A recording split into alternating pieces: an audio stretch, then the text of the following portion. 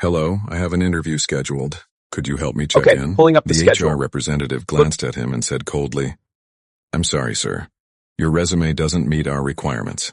One sentence shattered everything he had been hoping for. His name was John. He had graduated a year ago and had been unemployed ever since. That interview was the fifth rejection he received that day. He walked down the street with slumped shoulders, feeling completely drained. Suddenly, ahead of him, an elderly man using a cane slipped and fell hard onto the side of the road. People walked around him. Someone shouted impatiently, Hey, old man, move away, don't get my new shoes dirty. Without thinking, John rushed over, helped the old man up, and asked softly, Sir, are you okay? Do you need me to take you to the hospital?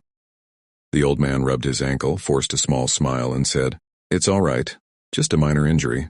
Thank you, kid. John helped him sit on a nearby bench, made sure he was okay, then quietly walked away. A few days later, John sat in his tiny apartment staring at his computer when his phone rang. Another company had invited him for an interview. He put on the cheap suit he had ironed over and over and walked into the interview room with one last bit of hope.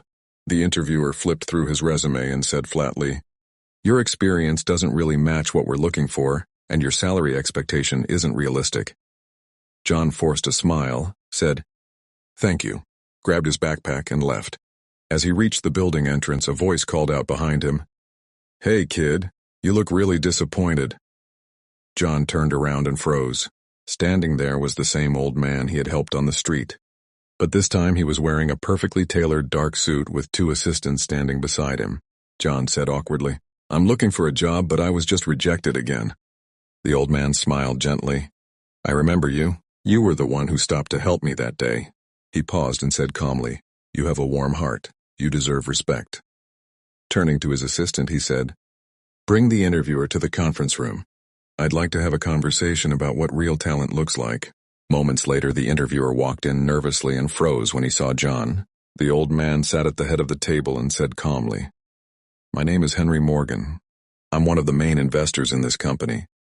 He looked at John and continued, This young man is someone I personally witnessed stop for a stranger.